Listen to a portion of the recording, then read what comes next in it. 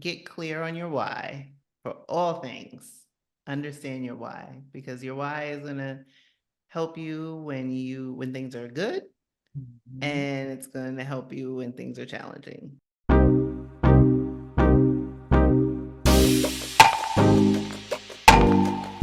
How you doing? How you been? I'm doing great, Malika. How you doing? I'm good, girl. Financial besties, y'all are in for a treat. I have the fabulous Chrishan Wright from Blaxit Global here with me today.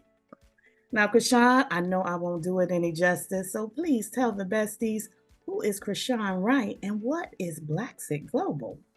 Ooh, I am Chrishan Wright, the Mhm. founder of Blaxit Global, the host of the Blaxit Global podcast. Blaxit Global exists to empower and inspire members of the African diaspora to pursue a life abroad like I have. So, where are you abroad? I am now living in Lisbon, Portugal. Ooh, how long have you been in Lisbon? 4 months. Oh, you're a Yes. newbie expat. So exciting. So Long time exciting. coming. I took a lot of planning, right? Yes, I bet Yes. it did. I bet it did. But I told y'all she was fabulous. If y'all Thank haven't you. heard of Blaxit Global, where have you been? She is known for helping us get free. But if Yes. she's on my channel, y'all know what kind of freedom we're going to be talking about. Hmm. That financial freedom, baby. Yes. But before we get into it, I want to tell y'all why I am so excited to speak with Chrishan as part of the Black Women and Wealth Conversation series. I'm sure you remember this, Chrishan. So a little while ago, I did a Q&A in my IG stories, and I asked, what money goals do you want to achieve in 2024? And Sister Girl over here responded very succinctly, might I add, a $1.1 million net worth. I was like, ooh, out of all the responses I received, that one caught my eye. Why? What was it? Was it because it was so precise? It was so precise. I was like, I need to know more. I responded to you so fast. But I had to bring her on the channel to share this conversation with y'all in real time. I did not want to talk with her privately. I said, please come on and talk to my financial besties about your financial journey. And Yes. she agreed. Thank you. Thank Mhm. you. And here we are. Yes. So let's get into it and straight to the point, since we already talked about your financial goal for the year. So that $1.1 million, sis, Mhm. that's a very specific number. So why Yes. 1.1? Uh, every year I like to put a goal in terms of how I'm going to increase my net worth. Uh-huh. And late last year, thank you to the stock market, Uh-huh. um, I crossed the million. Oh, And woo, I was like, I think 1.1 is, it could it happen by the happened. end of 2024. So I was like, I need a goal. I need a money goal. Okay. And so 1.1 felt right. And that's what I'm working towards.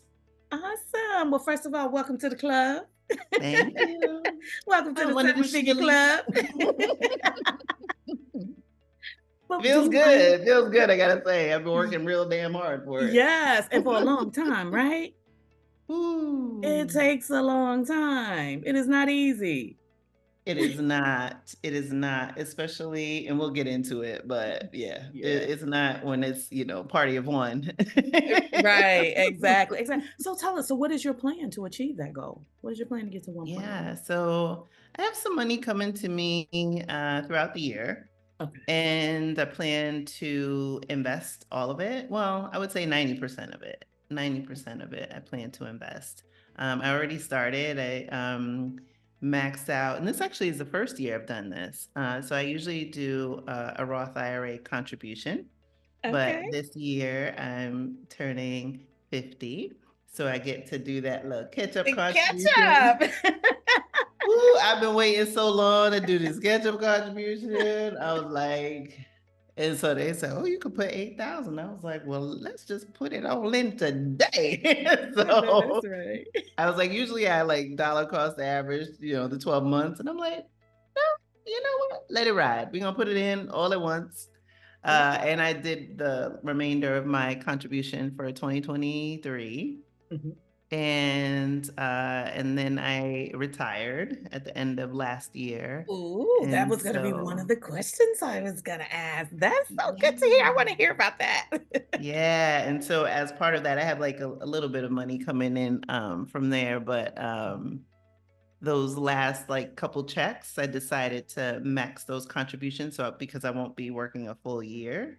Mhm. So I maxed out 30% is a max contribution. And I was like, just take all of Okay. it. Okay. Was So that in your 401k? yeah, Yeah, okay. yeah. Because I knew I wouldn't reach the catch-up contribution amount or the max amount for this year because I'm not working a full year. But I was like, as much as I can throw in there, let it go. So I went from 15% to 30 and then Okay. just let that ride and max out everything else. And yeah, Yeah. so I'm like 1.1 feels right. I feel like Yeah. it's gonna So happen. so your 401k is really the main source of how you got to the 1,000,000?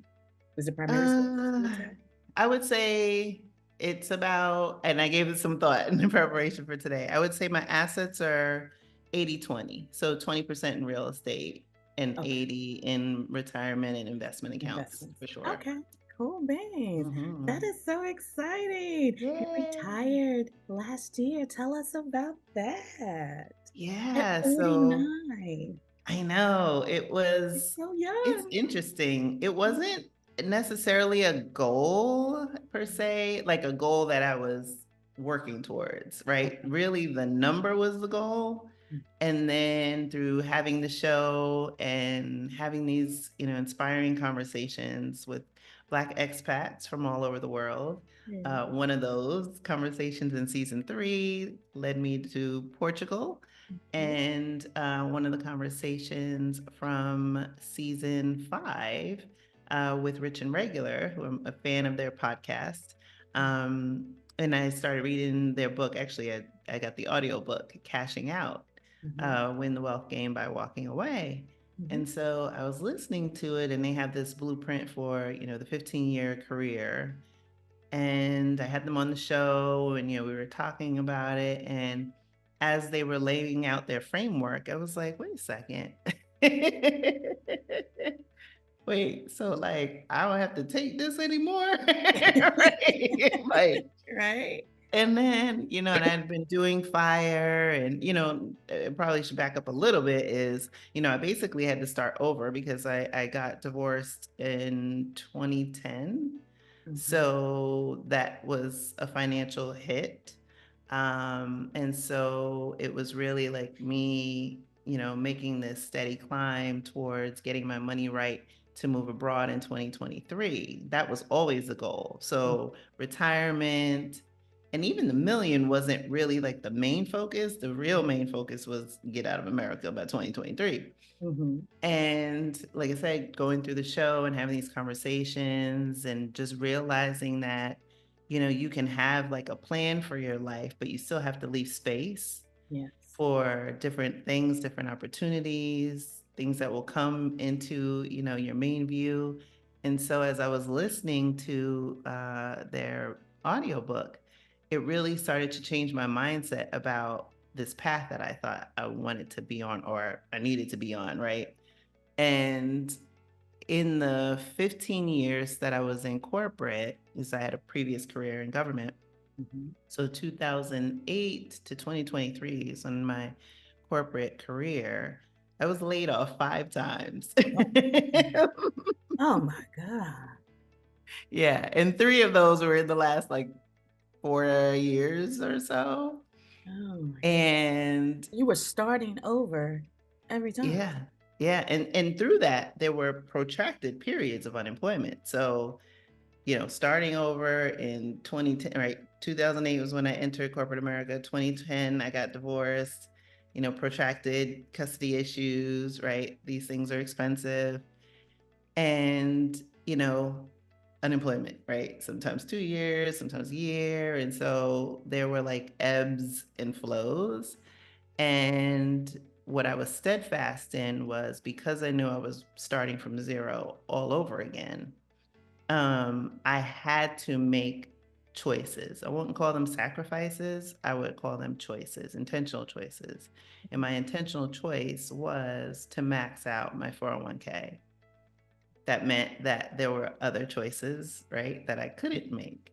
I didn't really get into the Roth until later in the picture, maybe a couple of years, maybe halfway through, because like I said, just getting to the maxing out your retirement when it's one income is a lot, right? Um, and even when I look at my corporate career and, like I said, those 5 layoffs, in that I was garnering awards the whole time. So it wasn't like I was low achiever, right? It was, going through 2, 3 high potential colleague programs, getting 40 under 40, getting the Ogilvy Award for my work on Advil PM.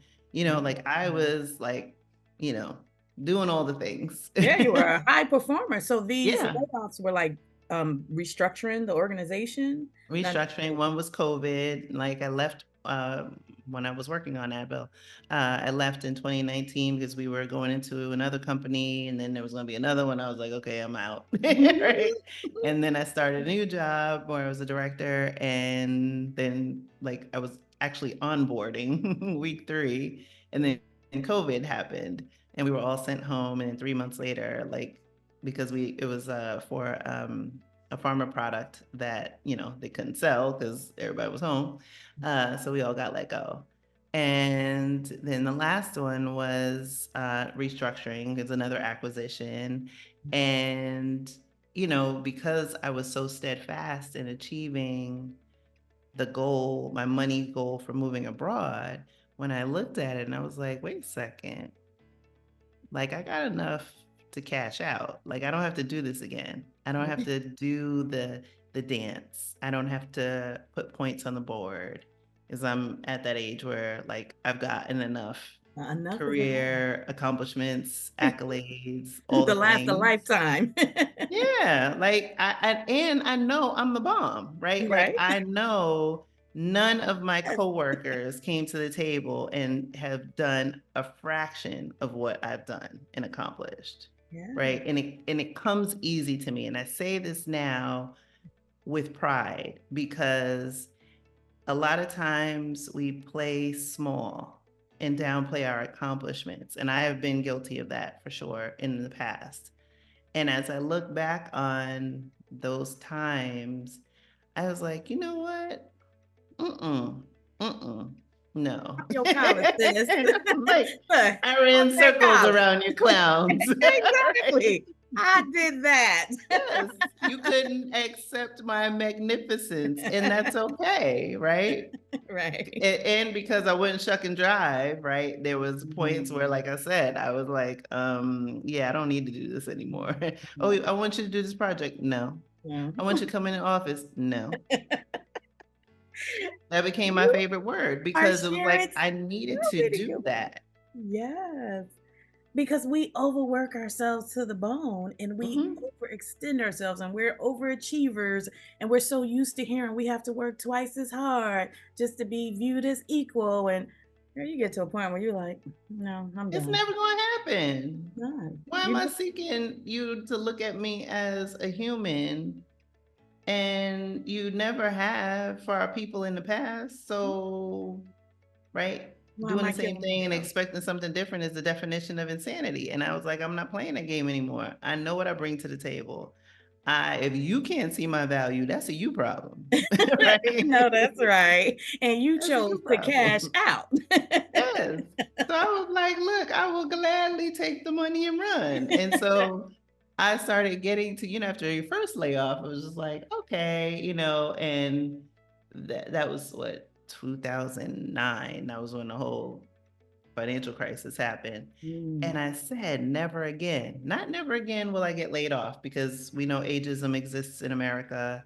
And I knew the older I got, the bigger the target on my back would be. I'm a Black woman, right? So two, right? And then when you think in the rungs or the circles of the target, right?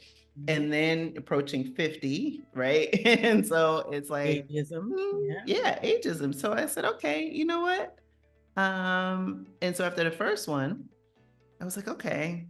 Then the second one happened. And at that point, I knew I had enough to last at least a year, and I didn't run right away. I had started a business. And then when I went back to working full time, I made it my mission. I said, I don't want 100% of my income to come from my job, because it's too risky, right? I started realizing, like, it's not government, which I had a 10-year career. You're never going to get laid off, right? All that thing. But realizing that it is a very unstable environment in corporate, right? You are seen as a widget, and you can bring contributions to the table, and somebody's either not going to like you, or the business does something and you're not responsible for it, but you got to go, right? And so I stopped taking it personal and realized that when those windfalls would happen, it was in my favor. And so after a while, it was like I started looking at companies just to get laid off. I was like, this is quite lucrative. So you were investing, what you say, 90% of those windfalls every time you would get laid off? Yeah, because I was picking up, especially towards the end, those last three, I was getting roles like pretty quick. And so like I would start a job, and then it would be right at the time where the check was coming, and it was like, oh, cool, bet. So I started investing all of that.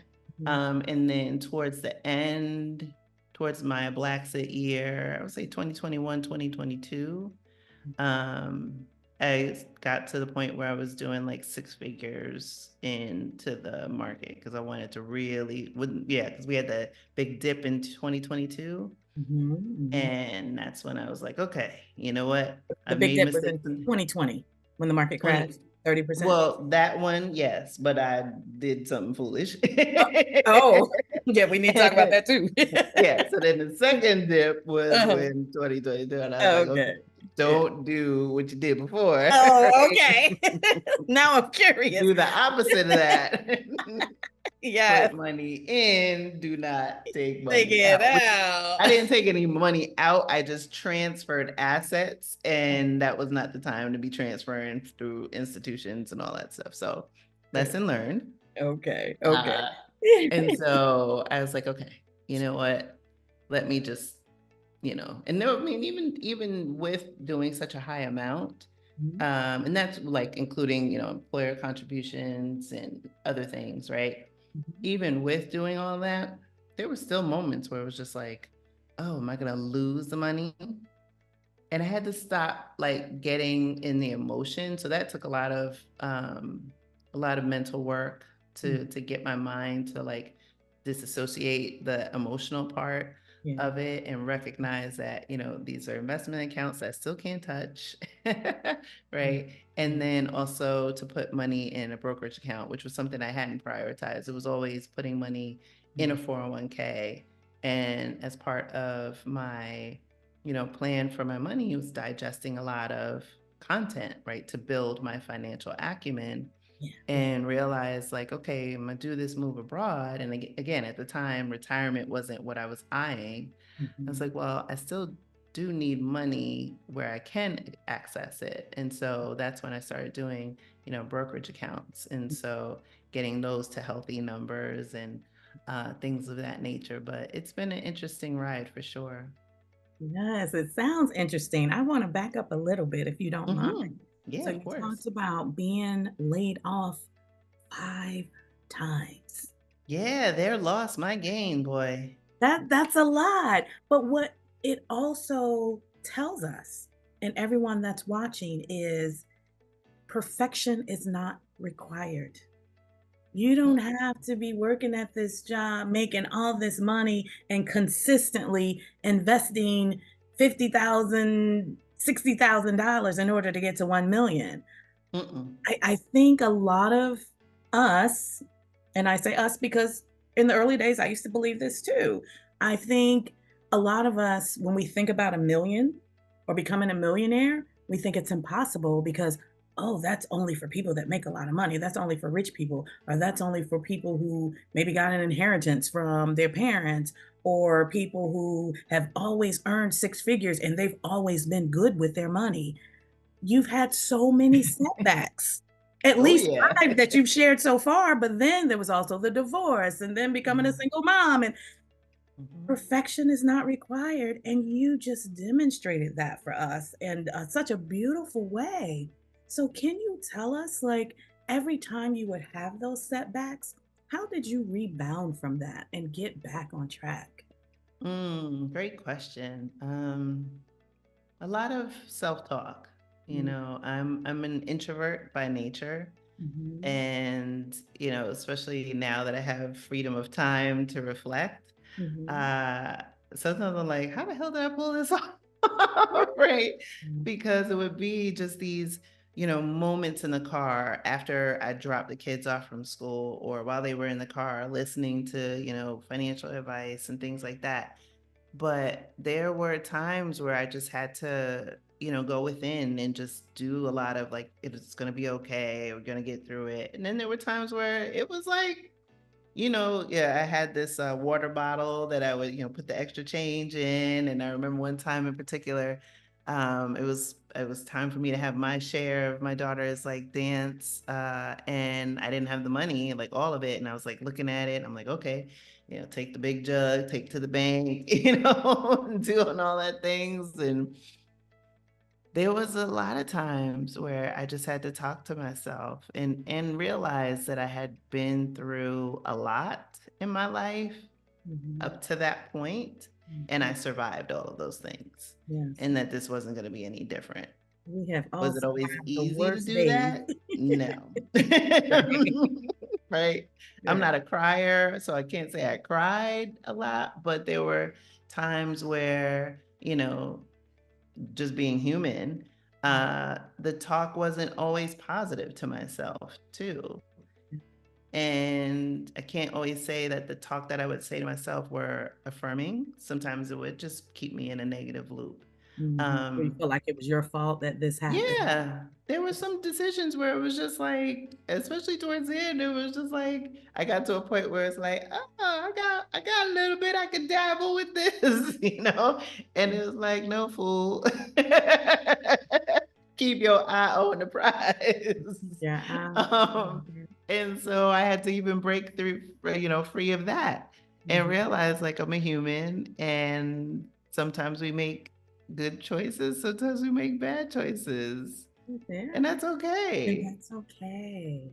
Yeah, so it's been, a journey, but like I said, a lot of, self-talk, talking to my mom, Mhm, and it's just I mean, and it's different too, right? Like I am at the time, right, the kids are now grown, but single mother, and so it was like it wasn't like I could talk to the kids about the financial challenges either, because it's enough to deal with your parents, divorced and things mhm. of that nature, and plus being very guarded about how much I told them, because I didn't want them to be yapping in their other parents' home. Right, right, Uh, right.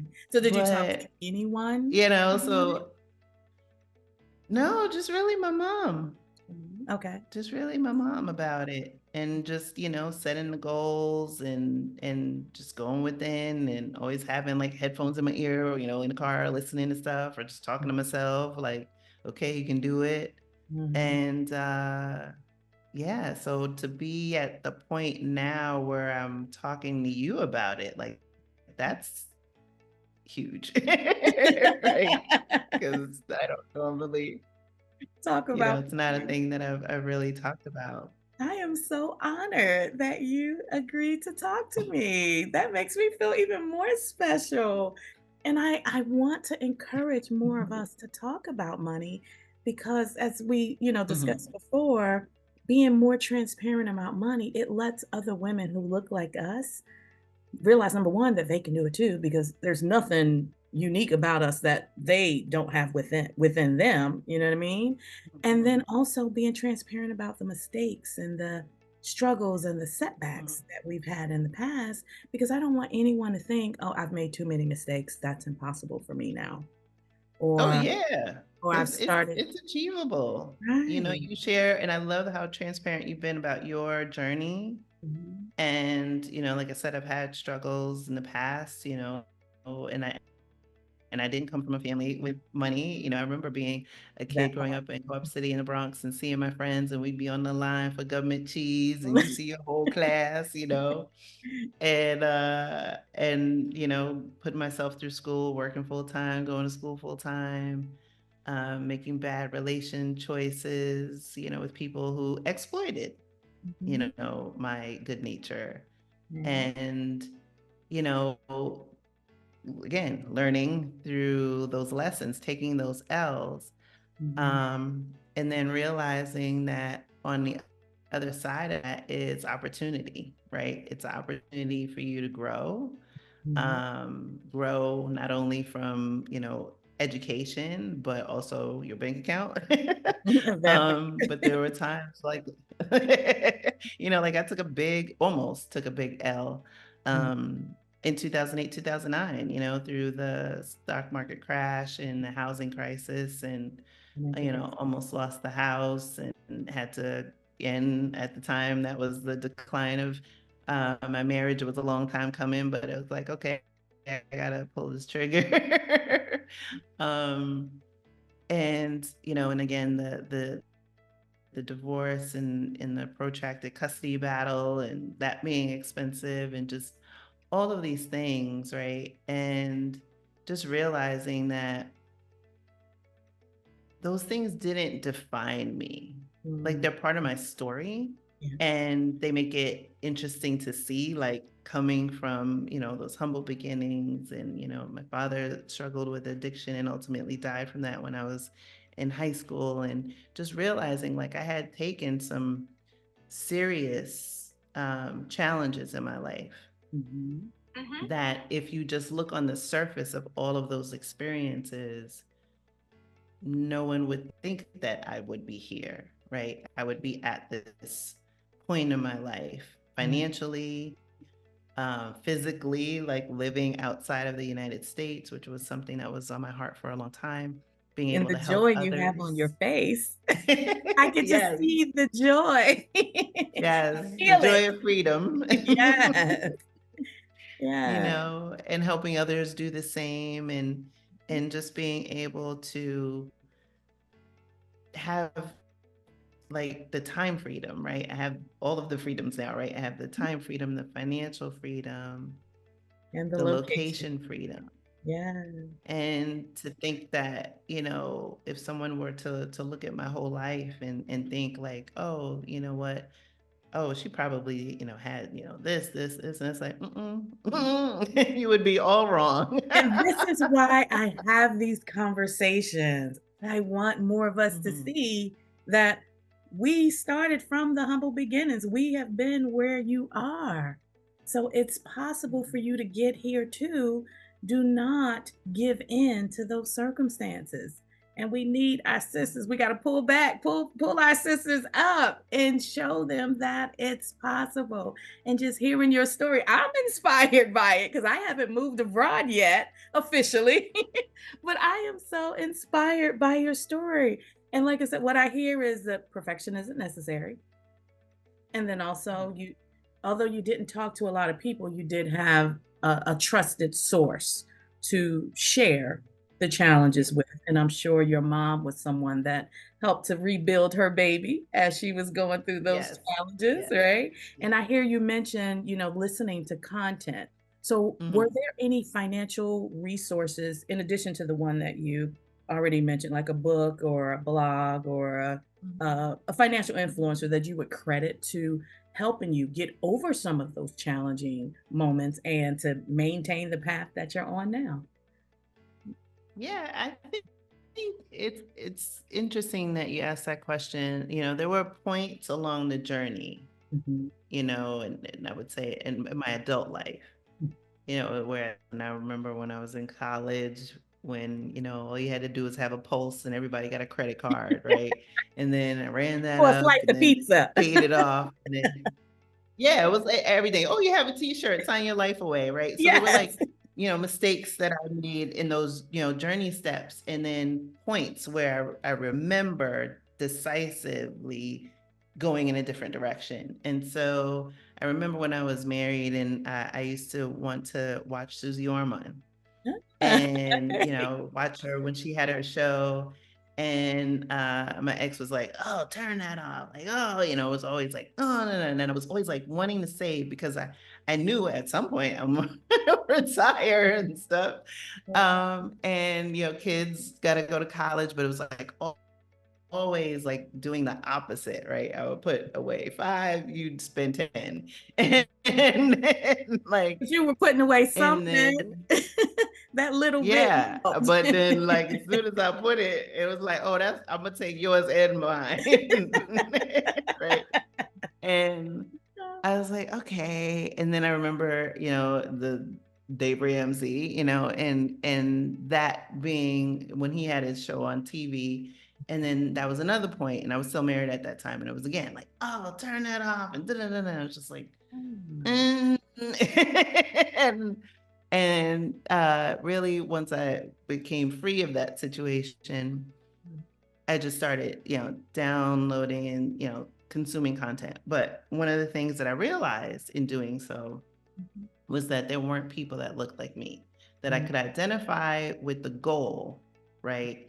But I couldn't always identify with the story, with the backstory. And that's the part that really serves as that motivation and inspiration. And so while I found, nuggets that I could glean and hold on to, there was always like something missing. And so And if you listen to I Susie Orman, you would still be working in corporate America because she said you need $10 million to retire. 10 million. Put the crack pipe down, Susie.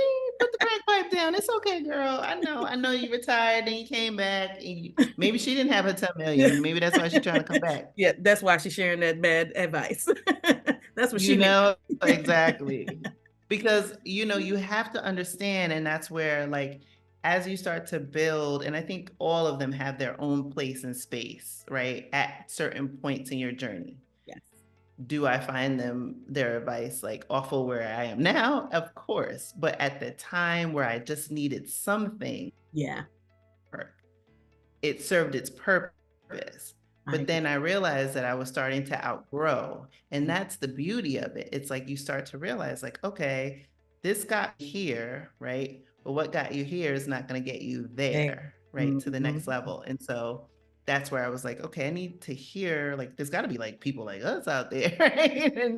And talking about it. And so listening to podcasts and even now, like I have like a whole diverse set, I've been listening to you, right? Watching your content, as I mentioned, Rich and Regular, Financial Tortoise, who's a Oh, YouTuber. I haven't heard about that. Um, yeah, like his content as well, and just, and then like retirement content. And so I remember when I was, oh gosh, I think it was like, 37, maybe 36, 37 when I got divorced. And, Mhm. all I would do was like retirement content. Like I would be online just searching like You were focused. calculators, and I was focused every day. I was digesting something. Like I was reading an article, I was listening to something. Like I probably should have. Maybe that was why I kept getting laid off, because it was like, look, this just we pulling her internet She history, and she ain't manifesting her doing no retirement. damn work. She looking at retirement. She looking at countries to move to. Yeah, she got all these awards and shit, but Look, she don't want to work that anyway. Chrishan, I think she might have a different goal in mind. And you were right. You had already I mentally checked out. confess. Oh my goodness, too funny, too funny. But you were so right. When you first start listening to financial content, you outgrow some of the things that attract you when you're beginning, and then you need that next thing that's going to take you to the next level.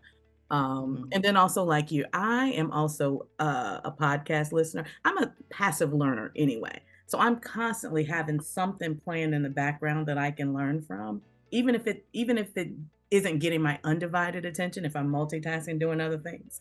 I constantly have something playing and I'm picking up little nuggets. So I totally understand that. But the podcast you mentioned, Financial Tortoise? Yeah, it's a YouTuber, Oh, financial tourist. oh, a YouTuber. Tay Kim is his name. Tay Kim. Okay, that's a new one to me. I will link all the Yeah. resources that you mentioned in the description box. That's a new one to me. I need to check him out. But cool beans, cool beans. At Mm. the beginning, you mentioned that you were focused on one goal, but then Mhm. when you read Cashing Out, it redirected your focus to something else. Was that initial goal financial independence with like a larger number? Yeah, it's interesting. So, like when I mentioned like Dave, and I don't know if his position has changed because stopped listening, but Okay. Yeah. at the time he was very like anti-fire, and that's when I was like really a devotee, and I would have it in my ear, and I'd be doing my walks and stuff, and Mhm. it's like always like, oh, retire early, but what are you gonna do? And da da da da. And I was like, yeah, not retire early. Like I want to hit director, I want to be VP, I want to be I was and there. I understand. Yeah. right. I was like, I want to be the achiever. Like I was Yeah. National Honor Society in school, Dean's List. Like, Thinking that I'm going to work until I'm in my 60s because that's what we do. I'm Chrishan Wright. I got awards, I got commendations, I got things from officials. Like I've done all the things. Right. Yes. I'm not doing this early bird stuff. Yeah, you're right, Dave. We ain't doing that. We I gonna still work. got goals to meet. And then it's like, wait a second. Hey, I want to enjoy life, right? And B, like this body is going to age, right? And so I would say it was maybe it was around the time of the pandemic, or maybe slightly before that, when Rich and Regular came on my radar. Okay. And I, at that point, started like getting into fire, just Oh, like, as I was digesting all of this retirement, content, fire kept popping up. And then I was like, okay. So I was, watching them. They were in a documentary. I think it was Firestarter. yeah. Yeah. And that's when I first saw them. And I was like, oh my gosh, these guys are great. And then, Yeah. They look our like rich, me. right? I was like, oh, this I can relate to, even though I'm Yeah. not a couple, right? I'm not a Yeah. couple, Right. but they Black. All right, Right. cool. But they black. And then I was listening to Our Rich Journey, Uh-huh. and digesting their YouTube. And so then that's when I would say like 2019, 2020 was really when I was like, okay, like I've been great up to this point, even with some L's along the way, but I got to do this fire stuff. And what helped me with the content from Our Rich Journey was that, they are also in Portugal. Another couple. And Right. in They're another Portugal. couple. They're in Portugal. And then they were talking about like how they structured their accounts. Okay. And that's when it occurred to me that I had all of my money in my 401k and nothing where I could access it early. Like that's where I was realizing I had to restructure things. And then also to take advantage of the fact that, I would say maybe from 2019 to 2023, that's when I was in a multiple six-figure stage. So it was just like, okay, you know what? I didn't partake in lifestyle creep. My only splurge was, going to different countries and scouting. That would be like my only like real splurge. I kept things pretty lean. And even in my household, I kept my budget pretty much the same, with the exception of maybe like, inflation a little bit, right? But kept my budget the same, even though my salary was continuing to grow. And so it's just like, okay, you know what? Let me just start, putting the money in there, putting money in there. And then as it started to grow, and then I started to again work on my mindset, because again, what got you here is not necessarily going to get you there. And so I had to start realizing that, okay, I've been accumulating, but if I want this now new goal, where I can step away from my career, that means that I'm going to have to spend that money. And for a decade plus, I've just been boom, boom, boom, saving and investing. Mhm. And so that's when I had to like start working on, okay, drawdown strategies and thinking about like, how do I get comfortable with that, right? When you're staunch saver, to get comfortable with now drawing on that money and then feeling comfortable with that. Woo, you Um, getting into the nitty-gritty now, girl. Yes. I yeah, woo, that yes. was big. That was big. And That's so, still a challenge for me. yeah, it is for me too. It Still a is. challenge for me. I did a Yeah. video, The Truth About Early Retirement. There were some Yes, I saw things, that one. yeah, Yeah. there were some things I did not anticipate. I Yeah. spent all those years accumulating, like you said, and planning for retirement, Yes. but I wasn't mentally prepared for the drawdown Mm-hmm. or allowing Yeah. myself to be a spender. So, what has that been like for you? Allowing yourself to spend after saving and investing for so many years. I have to say, it's one opportunity area. If I had to think of like, where's there an opportunity in a space that a void that needs to fill? Like, there needs to be more content in like that space. Like, Yeah. okay, you got to goal. Now what? Right? People in fire, they reach their goal and they either Yeah. start traveling more and then their content changes to the travel content. Yeah. They don't really share the challenges after fire. And I think Yeah. I want to start doing more of that in Yeah. 2024. That's definitely still an area where I'm learning, right? Just like I Mhm. learned on these other aspects. So one of the books that helped me was Die with Zero. Oh, So yes, I read yes, that. Okay. by Bill Perkins. So Yes. I, like I said, I'm more of an audiobook person just Mhm. because of the Mhm. time that I have in my life. Yeah. But I remember I downloaded the audiobook and I was listening to it.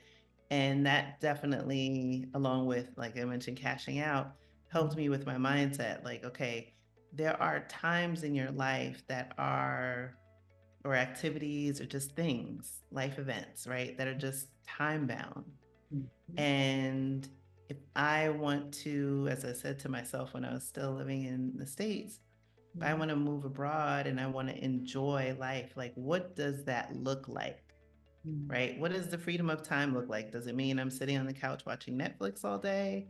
Or am I doing the things that I want to enjoy, like going to museums?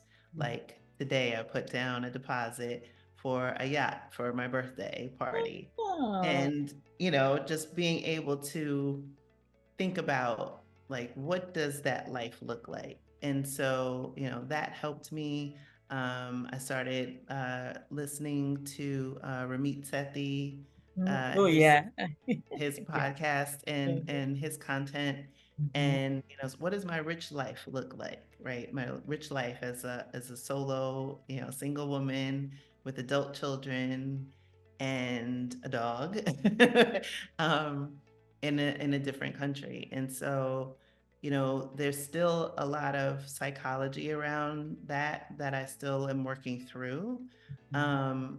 But being okay with like going to the store and buying something for myself, right? Again, like I had kept things really, really tight. Really And so, lean. Mhm. yeah, really lean and going without, me going without, right? And making sure my kids' needs were met. And then, my needs were met when I would travel. Like that was my free time. Mhm. Um, so I would say like those resources and books and that content Mhm. definitely helped me to get comfortable with this stage. And I Mhm. realized that had I not done that, I Mhm. still would have moved abroad for Mhm. sure. But I think I would have definitely struggled because Mhm. I think that the scarcity mindset Mhm. would have really overtaken the experience. Mhm. And I definitely have worked on shifting that mindset. And I started to delve into where it came from and the purpose that it served. Mhm. But Mhm. again, what got you here is not going to get you there. There. Yes, yes. You shared a lot of really good resources, and I also read that book, Die with Zero, and I also follow Ramit Sethi, and both of them helped me with the same challenge. I would say one other thing that I had to do was reevaluate my values. To Mm. reevaluate my values because when I was in the accumulation stage, and also firmly rooted in scarcity, like you mentioned, there were certain values that got me to that first million, like you said. And I would associate luxury with like a luxury handbag or a luxury car or something that in my mind I would consider frivolous because it wasn't anything I valued at the time. And after financial freedom on the other side, I struggled with spending because I associated anything that costs a significant amount of money as frivolous because I associated the designer bag, the designer shoes, the luxury car as something that costs a significant amount of money. And listening to some of the resources that you mentioned, and then also some personal work I had to do in therapy, um, I had to reevaluate what I value. And like you, travel is something I value. And to be honest, luxury experiences while I'm traveling is Yes. something I value. So the idea, to be more specific, the idea of paying for a first class flight, the old Malika, that was frivolous. Mm. Because I would say, well, if I was in economy or an economy plus, the people in first class, we're still going to the same place. We're I still would say getting there that at the same too. time, I right? would say that too. And now I fly first class. I had to work through what Yeah. my values were. Yeah. And what I considered frivolous, to be honest, is only because I couldn't afford it. Mm. So I Yeah. had to revisit a lot of my old limiting beliefs Mm-hmm. and, like you said, the mindset that I had. Now, while I still have no desire to drive a luxury car, I don't even have a car. Yeah, So I me still have neither. no desire to drive a luxury car, but do I want a luxury experience when I come to Portugal? Absolutely. Absolutely. Yes. Right? Yes. Yes. If I'm flying more than 6 hours, am I gonna fly first class? Absolutely. Absolutely. Once you have that first class experience, you can't go back. Yes. Yes. Oh my gosh. Yes. That Yes. was a Yes lot to that. mental work I had to go through, and I wasn't expecting that. I was Mm. not prepared for that challenge, and it just kinda hit me because my first year of freedom, I was still I wasn't lean, I wasn't extremely lean, but I was still frugal, I should say, Mhm. and Mhm. more frugal than I needed to be because now I'm in Mhm. the drawdown phase. Malika, it's okay to spend. Yeah, it's still it's interesting. I It's don't know wild, because right? I don't know is if frugality is a core value. I don't know, but there is still you know everybody has a money psychology and a money story, but like this money psychology of just going and shifting from, particularly when you're shifting from frugality and maybe sometimes extreme frugality and scarcity mindset to abundance Mhm. and feeling like you're on solid ground. I think there is always this what if, and I'm not 100% sure if that feeling of anxiety was rooted in me being in the States, because Mhm. I know I don't feel that anxiety about money scarcity and am I going to have enough now that I'm in Portugal. It's definitely different. I think you're onto something. I Mm. really do. Um, and the reason why I say that is because the United States will make us believe that healthcare is so expensive. And it's expensive everywhere, and it's normal to be expensive everywhere. And one major medical emergency can bankrupt you. Yeah. So you think $1 million is not enough? They're not lying when they say that. I mean, if you're in the United States. if you're in the United States, I mean, hell, people from other countries, they're like, hell no, I want to go over there. Exactly. They Exactly. know. So now that you're outside the United States, that was probably the main source of your anxiety, thinking you need more money. You need more money because of that Yeah. conditioning that they feed us. Oh yeah. If I were still in the US, would I have thought that the million would have been enough to walk away from my career? No. Mm. No. And that's with the, paid, my house is paid off and and I have the money that I have, but I still would have felt that it wasn't enough. Even though I know that when you look at the statistics, that it would be, right? Like statistically, compared to the average American and what they have saved, As right? long as you don't What have a medical emergency. exactly, right? But it's always that asterisk, right? yes. And I wanted to be in a country, when it goes back to what you were talking about, values. Mm-hmm. I wanted to be somewhere in a country where I didn't have to worry about what happens if I get sick, when I get sick, right? I don't have to worry about if I slip and fall in these Lisbon streets, right? Um, I don't have to pause, or if I get sick in my apartment, right? I don't have to think and second guess, oh, let me not call an ambulance because I don't know how much that's going to cost. Not even get to the hospital, right? People are like, do I even call the ambulance? Let's. The ambulance. You haven't even gotten to the hospital, right?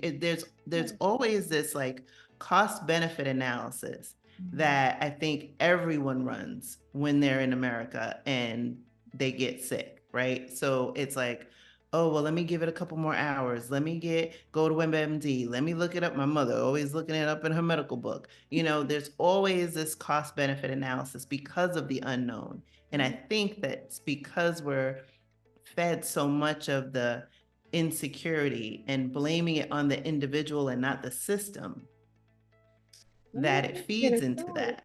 Yes. Yes. Ooh, this is good, good. We can be on here for hours. Look, I cleared my schedule for This you. is so I'm good. here as long as you need me. Oh my goodness. You make so many good points. I don't even know where to go with that. I'm not going to hold you too long. But Look, like that, I said, I'm yours. yes, oh my goodness, that could be a whole nother maybe we need to do another, another actually Look, live I'll leave it to you. whenever You you want to have make it a time. two-part? Look, I'll leave it Yes. to you. You're the content creator. I think we should do a two-part, the second one being live. Yes. So, what advice would you give other Black women who are pursuing or have similar financial goals as you? Oh, I would say get clear on your why, Mm-hmm. right? For all things, understand your why, because your why is gonna help you when things are good, Mm-hmm. and it's gonna help you when things are challenging. That would be the first piece of advice.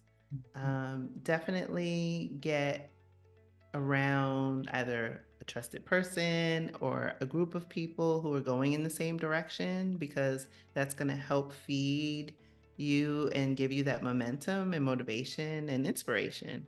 Yeah. And then think about those journey steps. We talked about it earlier about, different pieces of content, influencers, things of that nature, things that helped us at different stages.